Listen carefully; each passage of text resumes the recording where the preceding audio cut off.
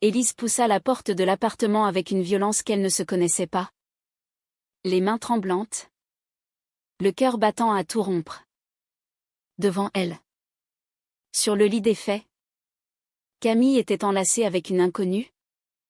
Leurs corps entrelacés dans une intimité qui la frappa comme un coup de poignard. Le monde s'effondra en un instant, Élise. Qui avait tout sacrifié pour cette relation secrète? Se sentit trahie au plus profond de son être. Et sans un mot. Elle claqua la porte. Laissant derrière elle les excuses balbutiantes de Camille. Élise dévala les escaliers de l'immeuble haussmannien du quartier latin à Paris. Les larmes brouillant sa vue. Comment avait-elle pu être si naïve? Camille. Sa compagne depuis 2 ans. Celle pour qui elle avait menti à sa famille conservatrice. Venait de détruire tout ce qu'elles avaient construit. Élise s'arrêta sur le trottoir. Respirant difficilement l'air frais de cette fin d'après-midi automnale. Les passants la frôlaient sans la voir. Indifférents à sa détresse. Elle pensa à sa mère. Claire. Une avocate renommée issue d'une lignée bourgeoise catholique. Qui n'avait jamais accepté l'idée que sa fille unique puisse être attirée par les femmes. C'est une phase. Ma chérie, lui avait-elle dit un jour. Avec ce ton condescendant qui masquait mal son dégoût. Élise avait caché Camille pendant des mois. Prétextant des amitiés platoniques. Des sorties entre collègues. Et maintenant? Cette trahison. Elle marcha sans but vers la Seine. Le vent fouettant ses cheveux blonds. Élise. À 26 ans. Avait toujours été la fille modèle, études brillantes en droit à la Sorbonne. Un poste prometteur dans un cabinet d'avocats. Mais au fond d'elle, un vide persistait. Comblé seulement par Camille.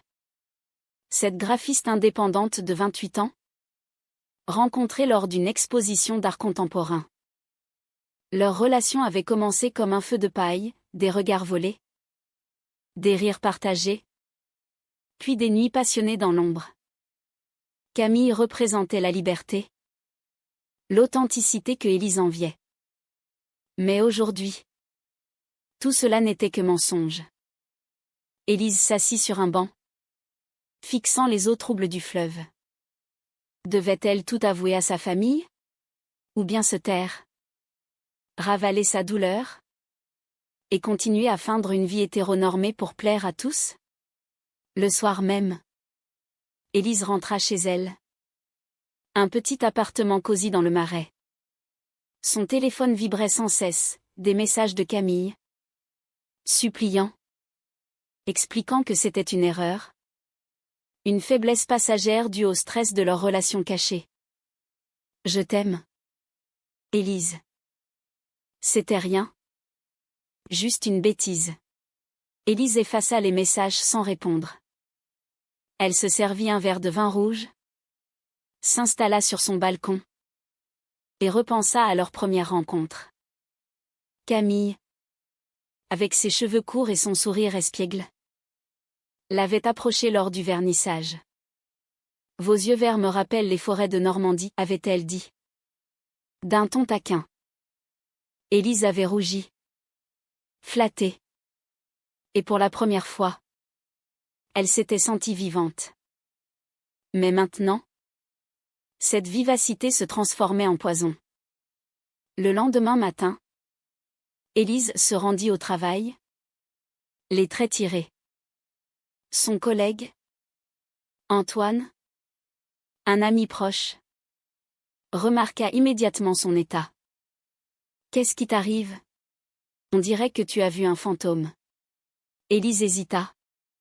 Puis se confia partiellement, problème personnel. Antoine, gai assumé, insista, si c'est à propos d'une fille. Tu sais que je suis là.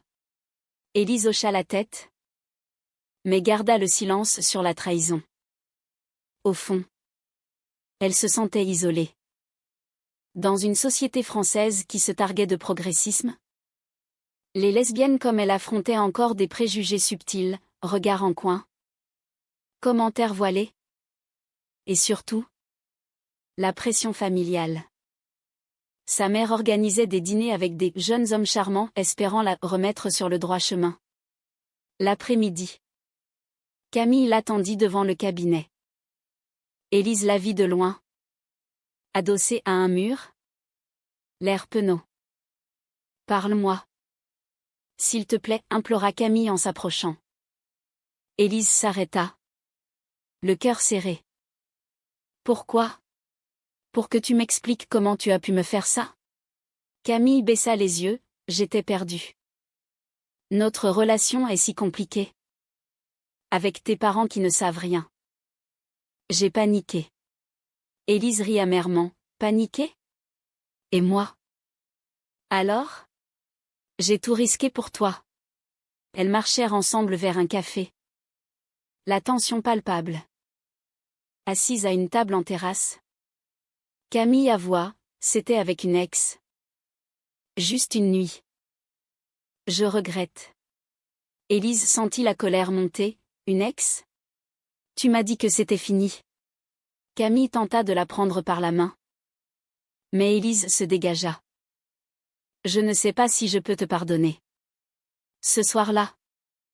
Élise appela sa meilleure amie. Sophie. Qui vivait à Lyon.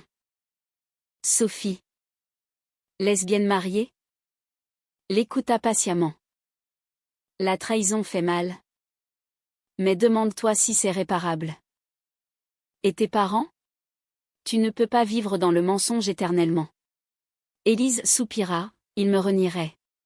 Sophie insista, ou pas. La France a changé. Le mariage pour tous date de 2013? Souviens-toi. Mais Élise doutait. Sa famille, ancrée dans des traditions, voyait l'homosexualité comme un péché. Son père, un professeur d'histoire à la retraite, citait souvent la Bible lors des repas de famille. Les jours suivants, Élise évita Camille, se plongeant dans le travail. Mais la douleur persistait. Un mélange de rage et de manque. Elle repensait aux moments heureux, promenade main dans la main au jardin des Tuileries. Week-end à la campagne. Était-ce suffisant pour reconstruire? Ou devait-elle tout briser? Une soirée. Sa mère l'invita à dîner. Viens seule. Ou avec un ami, dit Claire au téléphone. Élise accepta. Le cœur lourd. Peut-être était-ce le moment de vérité. Au restaurant. Face à sa mère. Élise observa les rides d'inquiétude sur son visage. Tu as l'air fatiguée? Ma fille. Élise hésita. Puis lâcha, maman. Il y a quelque chose que je dois te dire. Claire fronça les sourcils, quoi donc? Élise prit une profonde inspiration, je suis amoureuse d'une femme. Le silence s'installa. Pesant. Claire pâlit, quoi? Ce n'est pas possible. Élise insista, si. Et elle m'a trahi. Claire se leva abruptement, arrête ces bêtises. Tu es confuse. Élise sentit les larmes monter, non. Maman. C'est qui je suis. Le dîner se termina en catastrophe. Claire partant furieuse. Élise rentra seule, se sentant plus isolée que jamais. Les semaines suivantes furent un tourbillon d'émotions pour Élise. Après l'aveu à sa mère, les appels de Claire se multiplièrent, oscillant entre colère et supplication. Pense à ton avenir. Élise. Une famille. Des enfants. Comment feras-tu avec une femme? Élise raccrochait souvent. Frustrée. Elle avait tenté de renouer avec Camille. Mais la confiance était brisée. Elle se voyait sporadiquement. Des rencontres tendues où les reproches fusaient. Tu m'as blessée. Camille. Comment puis-je oublier? Camille répondait, je paierai le prix. Je ferai tout pour me racheter. Mais Élise doutait. Au travail, les choses se compliquèrent. Antoine, apprenant la trahison, conseilla, prends du recul. Peut-être une thérapie? Élise y pensa. Mais l'idée de parler à un inconnu de son intimité la rebutait. Elle se réfugia dans ses dossiers, défendant des clients dans des affaires de discrimination. Ironie du sort, elle plaidait pour l'égalité. Mais dans sa vie privée, elle luttait contre les mêmes démons. Un jour, un client, une femme lesbienne harcelée au travail, lui confia, « J'ai perdu ma famille pour être moi-même. Mais je ne regrette pas. » Ces mots résonnèrent en Élise. Camille, de son côté, luttait avec ses propres démons. Issue d'une famille ouvrière de banlieue parisienne, elle avait toujours assumé son orientation. Ses parents, progressistes, l'avaient soutenue. Mais avec Élise, elle se sentait piégée dans le secret. J'ai craqué parce que je me sentais invisible, avoua-t-elle lors d'une dispute. Élise répliqua, et moi? Je me sens trahie. Elles décidèrent d'une pause, mais cela ne fit qu'amplifier la douleur. Camille se tourna vers ses amis, cherchant du réconfort dans des soirées LGBT au cœur de Paris. Là, elle rencontra Laura, une activiste charismatique, qui l'encouragea, ne te cache pas pour quelqu'un qui n'est pas prête. Camille résista, mais la tentation grandissait. Élise, quant à elle, affronta sa famille lors d'un week-end à la maison familiale en Normandie. Son père, Henri, l'accueillit froidement. Ta mère m'a tout dit. C'est une abomination. Élise défendit, papa. L'amour n'a pas de genre. Henri cita des passages bibliques, insistant sur le mariage traditionnel. Claire intervint, nous t'aimons. Mais nous ne pouvons pas accepter ça. Élise partit en larmes, se sentant rejetée. Sur la route du retour, elle appela Sophie, ils me haïssent. Sophie répondit, donne-leur du temps. Ou coupe les ponts si nécessaire. La tension monta quand Camille, impatiente, proposa, disons tout à tes parents ensemble. Élise refusa, pas après ce que tu as fait. Camille insista. Et lors d'une soirée arrosée? Elle contacta Claire directement via les réseaux sociaux. Je suis la compagne de votre fille. Nous devons parler. Élise l'apprit le lendemain. Furieuse, comment as-tu osé? Camille répliqua, pour nous sauver. Mais cela ne fit qu'empirer les choses. Claire appela Élise, cette femme ose me contacter? C'est du harcèlement. Élise défendit Camille malgré tout, elle-même. Maman. Claire hung up. Blessée. Élise se retrouva au milieu d'un tourbillon, trahison amoureuse, rejet familial. Et maintenant? Un conflit ouvert. Elle consulta une thérapeute. Enfin. Vos choix sont valides. Mais ils ont un prix, dit la professionnelle. Élise réfléchit à ses priorités. Voulait-elle reconstruire avec Camille? Ou tourner la page? La société française, malgré ses lois progressistes, gardait des poches de conservatisme.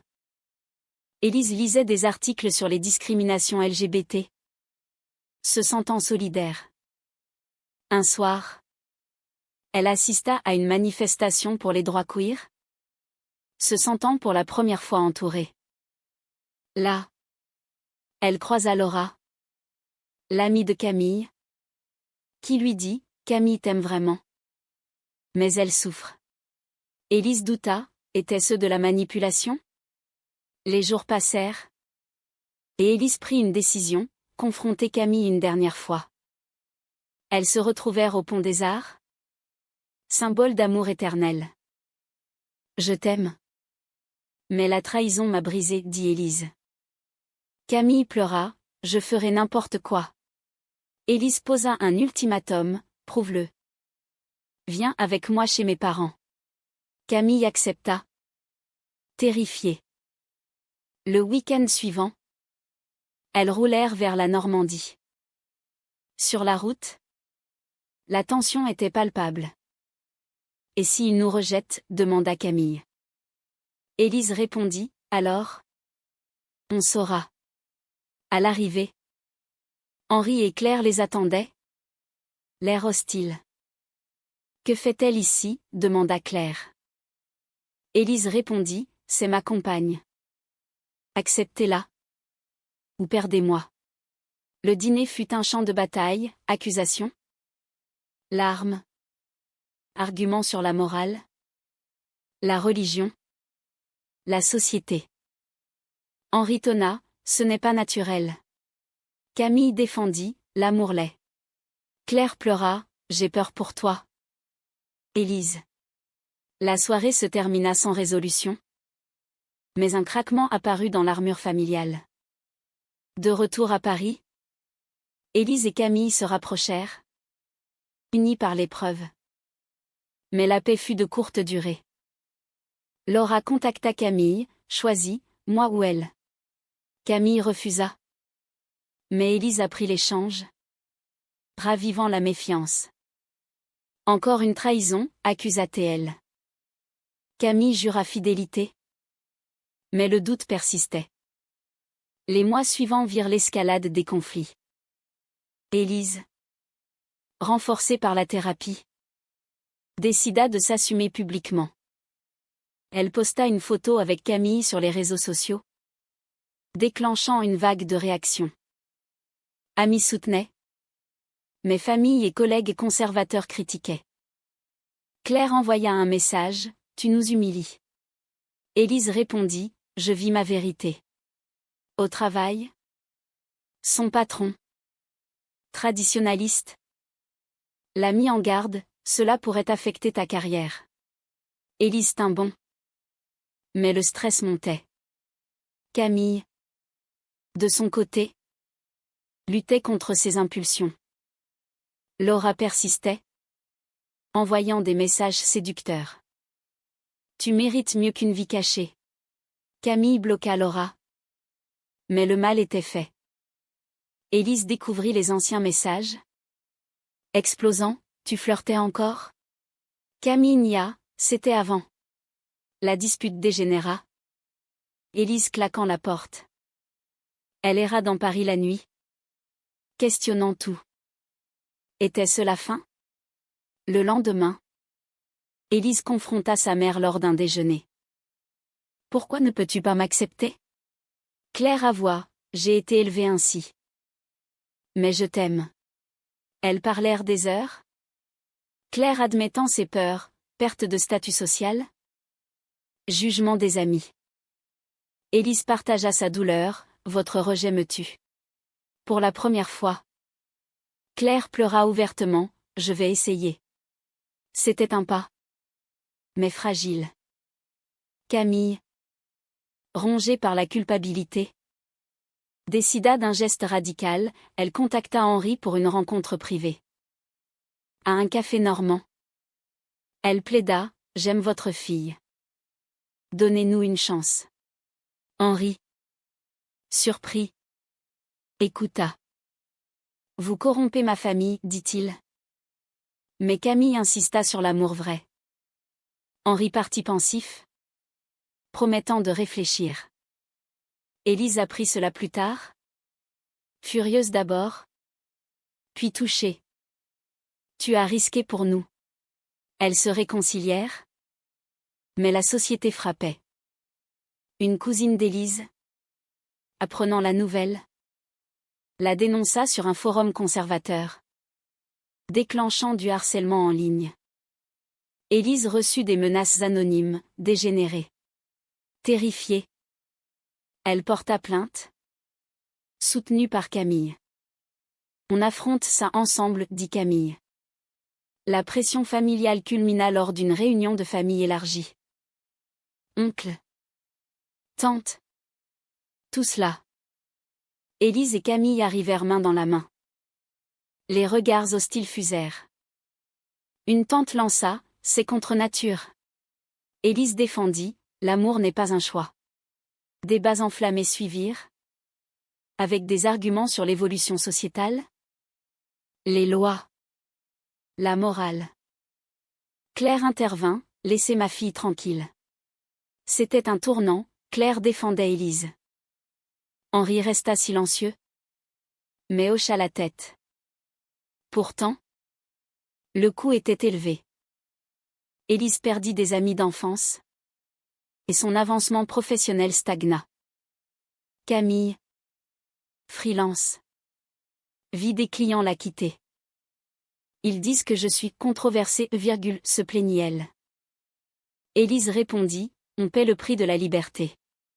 Leur relation se renforça. Mais des fissures persistaient.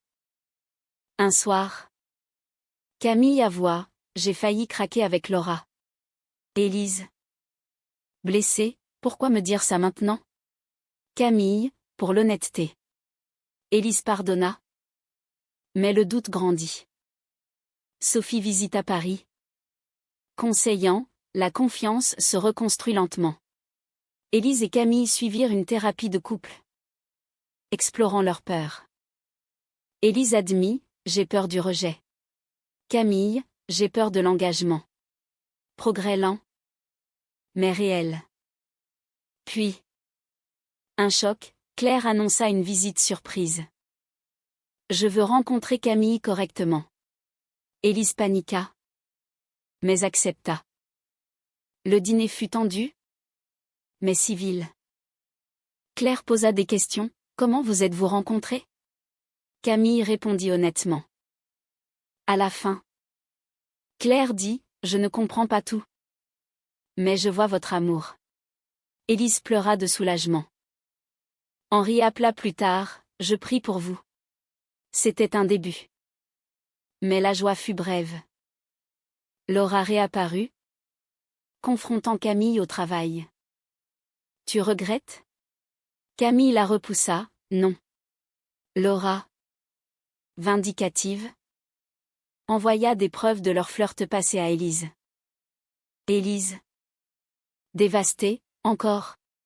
Camille expliqua, c'était rien. Mais Élise partit. Brisée. Élise se réfugia chez Sophie à Lyon, cherchant du répit. Camille m'a trahi 2 fois, confia-t-elle. Sophie écouta, peut-être est-ce irrémédiable. Élise réfléchit à sa vie, valait-il la peine de lutter? À Lyon. Elle rencontra d'autres lesbiennes, se sentant moins seule. Une soirée dans un bar queer lui rappela la communauté. Tu es forte, lui dit une inconnue. Élise rentra à Paris, déterminée. Confrontation avec Camille, c'est fini. Camille pleura, je t'en prie. Non. Élise, le prix est trop haut. Elles se séparèrent. Le cœur en miettes. Élise se concentra sur sa carrière, plaidant pour des causes LGBT. Sa mère l'appela souvent, soutenant, je suis fière de toi. Henri évolua lentement, lisant des livres sur l'homosexualité. Camille, déprimée, se tourna vers l'activisme. Elle organisa des événements pour les droits queer, croisant Laura. Tu as tout gâché, accusa-t-elle. Laura haussa les épaules, tu étais faible. Camille grandit, regrettant ses erreurs. Élise sortit avec d'autres femmes, mais rien ne collait. Elle repensait à Camille, à leur connexion. Un jour, elle reçut une lettre, je paie le prix de mes fautes. Je t'aime toujours. Élise hésita, puis répondit, rencontrons-nous. Elles se virent au même café du début. J'ai changé, dit Camille. Élise, moi aussi. Elles parlèrent des heures, explorant blessures et espoirs. La famille d'Élise organisa une réunion. Claire invita Camille. Donnons une chance. Dîner awkward? Mais progrès, rire timide? Question sincère. Henri admit, j'avais tort. Élise sentit un poids s'envoler. Pourtant, la société rappelait ses limites. Un collègue harcela Élise, lesbienne. Elle le dénoncia, gagnant le procès. Victoire personnelle. Camille, inspirée, lança une campagne contre l'homophobie. Leur relation renaquit. Plus forte. Mais un twist, Laura réapparut, menaçant de révéler des secrets. J'ai des preuves de tes infidélités. Camille paniqua, avouant à Élise.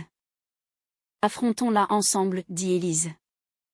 Elles confrontèrent Laura, qui recula. C'est fini, déclara Camille. Élise et Camille décidèrent de s'engager, demande en mariage. Épouse-moi, dit Camille à genoux. Élise accepta, larmes aux yeux. La famille réagit mixte, Claire joyeuse, Henri réticent mais présent. Préparatifs tendus, débat sur la cérémonie. Invitation. Une cousine refusa, pas pour ça. Élise ignora. Focalisée sur l'amour. Le jour du mariage approchait. Mais un doute assaillit Élise, et si tu me trahis encore? Camille jura, jamais. Le jour du mariage arriva. Sous un soleil printanier à Paris. Élise, en robe blanche élégante, tremblait. Camille, en tailleur chic, rayonnait. Famille et amis rassemblés dans une mairie du centre. Claire, émue, serra Élise, je suis heureuse pour toi. Henri hocha la tête, que Dieu vous protège. La cérémonie fut simple, émouvante. Vœux échangés, je promets fidélité et honnêteté. Applaudissements. Mais Élise sentit un vide, certains absents par préjugés. La réception suivit. Dans un jardin. Toast. Danse. Élise et Camille valsèrent. Heureuses. Mais un appel anonyme, félicitations. Traîtresse. Laura? Élise ignora. Mais le doute persista. Les mois post-mariage furent un mélange de joie et défi. Élise avança professionnellement, défendant des cas similaires. Camille prospéra dans l'activisme. Famille s'adapta, dîner régulier. Acceptance croissante. Claire confia, j'ai eu tort de juger. Henri lut des témoignages. Changeant. Pourtant, tension interne, Élise questionnait la fidélité. Le passé hante. Camille rassura, je paie encore. Thérapie continua, renforçant leur lien. Un an plus tard, elles envisagèrent l'adoption. Débats familiaux, un enfant a besoin d'un père. Élise argumenta, l'amour suffit. Claire soutint, je serai grand-mère. Processus long, mais déterminé. Camille reçut une promotion. Voyageant. Élise jalouse, et si? Camille, confiance. Elles surmontèrent. Puis, un événement, manifestation contre une loi conservatrice. Élise et Camille en tête. Harcelées. Blessures mineures. Mais union renforcée. On a payé cher. Mais ça vaut, dit Élise. Réflexion finale, Élise pensa au choix. Au prix. Trahison. Rejet. Mais aussi amour. Acceptation. Était-ce juste de pardonner une trahison pour sauver un amour? Ou la confiance brisée rend-elle toute relation irrémédiablement viciée?